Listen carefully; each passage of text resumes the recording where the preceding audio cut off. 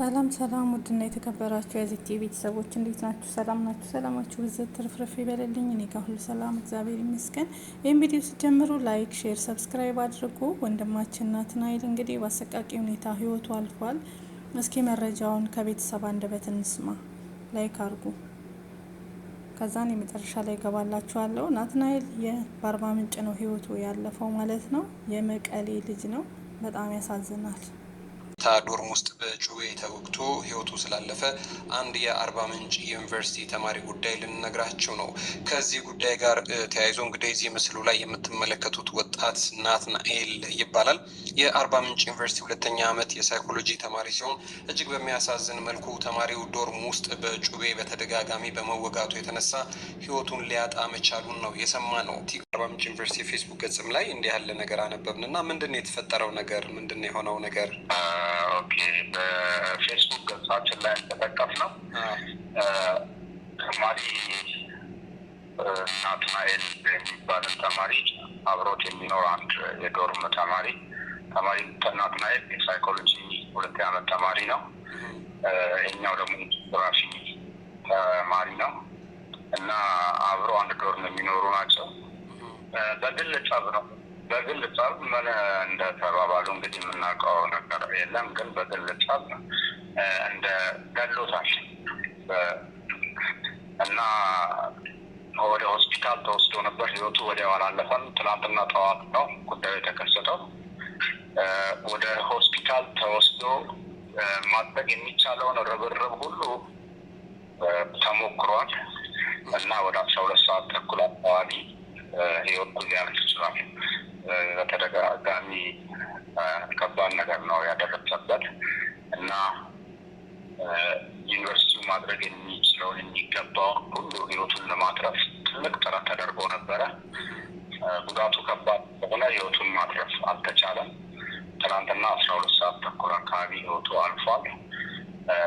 ዛሬ ጠዋት ትናንትና ማታ ልጁን የመሸኘት ፕሮግራም ተደርጎ ያው አስክሬን ተማሪዎቹ አይተውት እንዲወጡ ተደርጎ ዛሬ ወደ አርባ ምንጭ አውሮፕላን ጣቢያ ተሸኝቷል።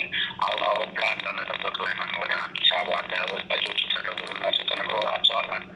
አዲስ አበባ አባሱና ቦቱ እንደመጡ ሰምተናል። ተነግሯቸው አስክሬን እንዲቀበሉ ከሰው ጋር ተልኳል ማለት ነው።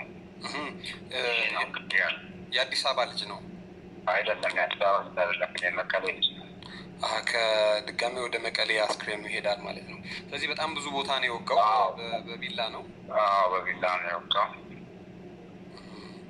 ስለዚህ ተማሪው በቁጥጥር ስር ውሏል። ተማሪው በቁጥጥር ስር ውሏል። ያው አስፈላጊው በህግ ስር ነው ያለው። ስለዚህ ወደፊት የሚሆነውን ነገር ያው እየተከታተል እንደምናቀርብ ተንብለናል። እንግዲህ በጣም ከባድ ነው። በእርግጥ ቤተሰብ እንደዚህ ልጄን አስተምራለሁ ብሎ ልኮ እንግዲህ ሁሉም አይነት ተማሪ በአንድ አይነት የስነ ምግባር መስመር ውስጥ አልፏል ማለት ከባድ ነው። ሁሉም የራሱ ባህሪ ያለው ድብቅ የሆነ ባህሪ ያለው እና እንዲህ ያሉ ግን ግላዊ ሰላም ሰላም ውድና የተከበራችሁ የዚቲ ቤተሰቦች እንዴት ናችሁ? በድጋሚ መጥቻለሁ። እንግዲህ መግቢያ ላይ እንደሰማችሁት በጣም በሚያሳዝን ሁኔታ ማለት ነው። እንግዲህ ይህ ወንድማችን ስሙ ናትናኤል ይባላል።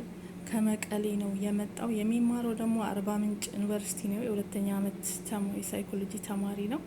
በጣም በሚያሳዝን ሁኔታ እንግዲህ አለመግባባት በመፈጠሩ ከጓደኛው ጋር ጓደኛው እንግዲህ በስለት ማለት ነው አጓጉል ቦታ ወጋግቶት እንግዲህ ህይወቱ አልፏል። ዛሬ ወደ አዲስ አበባ ከአርባ ምንጭ ተሸኝቷል፣ ወደ መቀሌ እንዲሄድ ማለት ነው አስክሬኑ።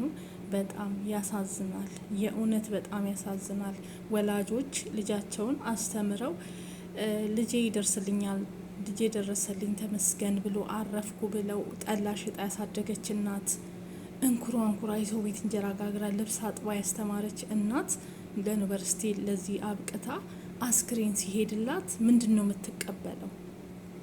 ምንድን ነው? እስኪ የሚሰማችሁን ነገር ተናገሩ በእናታችሁ። በጣም ነው የሚያሳዝነው እና አገራችን ከእለት ወዴት እየሄደ ነው ያለው ማለት ነው። በጣም ነው የሚያመው። በጣም ያሳዝናል። ይህ ወጣት እንግዲህ በለጋ እድሜው ቤተሰብ ልጄ ተመርቆ ይመጣል ብላ ተስፋ ስታደርግ አስክሬን ተጭኖ ሲመጣላት ምን አይነት ተስፋ ነው ያላት?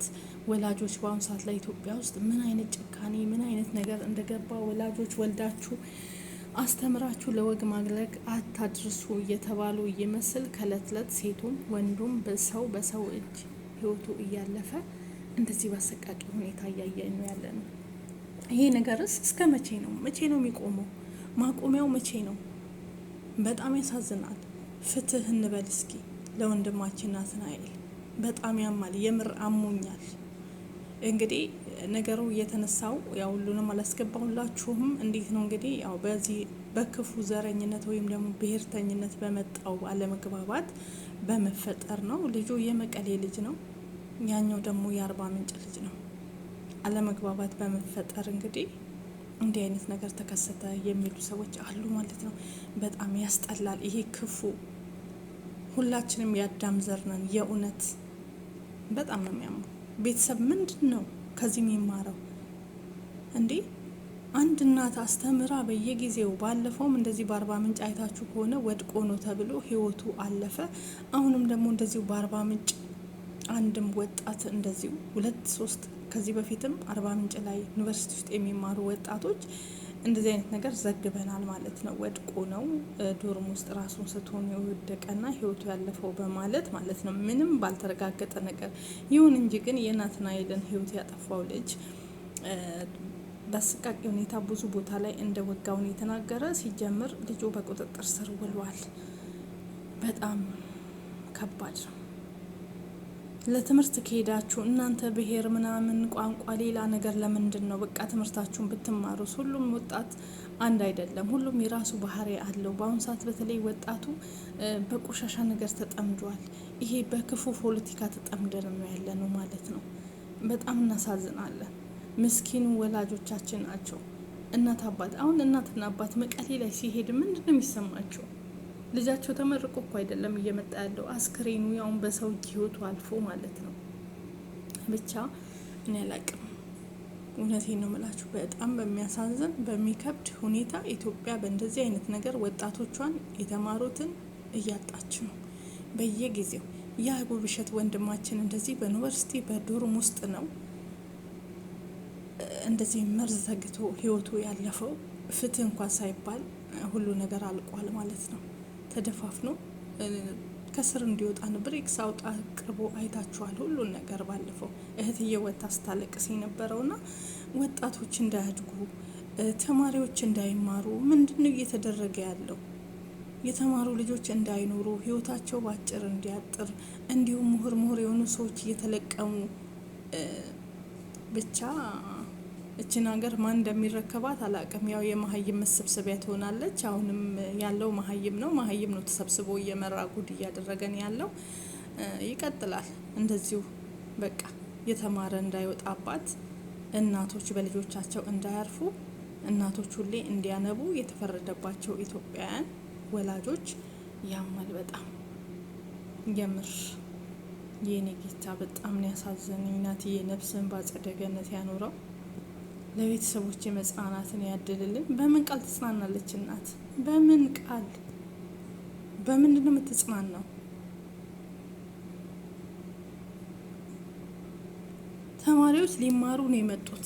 ለምንድን ነው ሌላ ነገር ውስጥ እየገቡ የማይሆን የተጨማለቀ ነገር ውስጥ እየገቡ አንዳችን ከአንዳችን እንበልጣለን እያሉ ህይወታቸው እስኪጠፋ ድረስ ይሄ ነገር የሚደረገው እስከ መቼ ነው? መቼስ ነው የሚቆመው?